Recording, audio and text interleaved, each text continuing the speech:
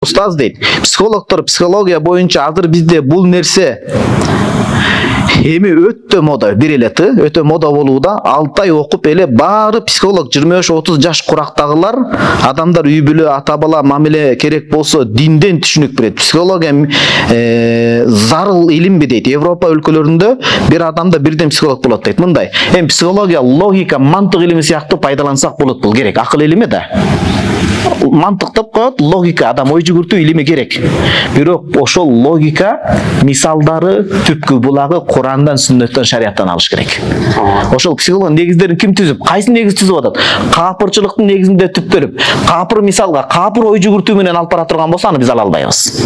Анан эреже катары, так акыл илим катары алсак болот. Бирок ошону окутуп жана айтып аткандар динден сөзсүз кабары болуш керек. Динден кабары болбосо баары бир тайып кетет, акылга салып.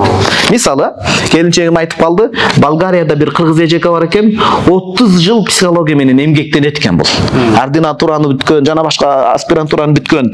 Ошол айтат, Кудай ата, жол салынып намазга келгенимде, мен ушул 30 жылдык психологияны бир аяттан таптым дейт. Алла жана Раат сүрөсүндө пенделер өздөрүн өзгөртмөйүнчө Аллах аларды жакшылыкка жетелеп баштабайт деген аят бар го. Өздөрүн могу көкүрөктөн кала өзгөрмөйүнчө Кудай аларды өзгөртпөйт деген бүт психологиянын ушун ичине киргизбейт дейт. Элестетсеңиз, ошон үчүн психология илими керек. Кээ бирлер бар, арам болбойт деп биротоло тыйып салгандар бар.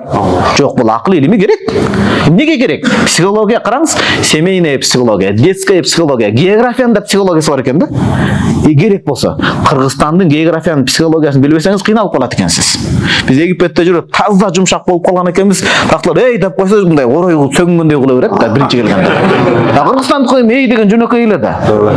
Аялдары жанагы антип бир эки сөгүнүп койсо өтө жаман болуп жүрөсүз да, башында Египеттен келгендечи. А бул көрсө Кыргызстан географиясында бул туура эле экен ал.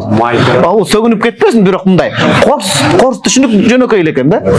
Египеттин географиялык психологиясы баарды бул келип алып арап кул болуп арабтарды мактап атат деген сөз эмес. Ол биздики баатыр мүнөз, аны түшүнүш керек.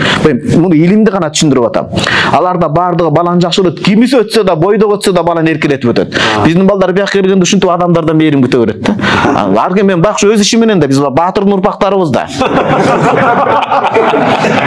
Анан биздин жанагы Франциянын романтикасын, Испаниялардын башкасын көрүп алган кыздарыбыз баш айланып биздин жигиттерден француздардын романтикасын күтпөш керек. Алар эртең менен турса күйөөсү ишти бүтүрүп тамак келип, жок. Кыргыздын романтикасы аялы жасап берген тамакты кебелбей отуруп унчукпай жеп койсо ошол романтика.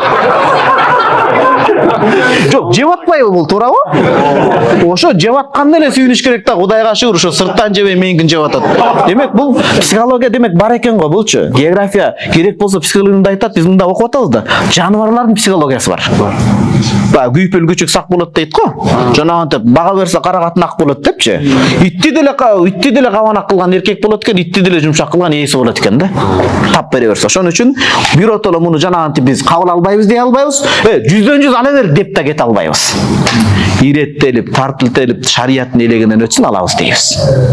Анткени өнүккөн мусулман өлкөлөрдө, Туркияда башкада муну колдонуп атпайбы? Бала мектепке киргенде бир психологду даярдап берет экен да, бүткөндөн ата энесинде бул балаңыздын шыгын мен карап көрсөм, мен Кудай билет аныгын. Бирок илимге таянсам, эреже усулга, ушул тартипке шыгы болуп атат, ушуга берсеңиз жакшыраак болчу дейго деп айтылат. А негизи бул милдет ата эне аткарыш керек. Ошон үчүн шариятты да кошуп билсе жакшы болот.